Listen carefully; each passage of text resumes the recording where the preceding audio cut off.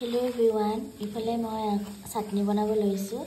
এয়া হৈছে নহৰু, আদা, ইফালে আদা, তাৰপিছত এইপিনে হৈছে মছন্দৰী আৰু এইটো হৈছে মঙলি গুণ্ড, তাৰপিছত এইটো হৈছে কণবিলাহী, তাৰপিছত এইফালে এইখিনি বুট হৈছে। এতিয়া বুট দি ল'ব লাগিব। এতিয়া মই মিক্সাৰ জাৰটো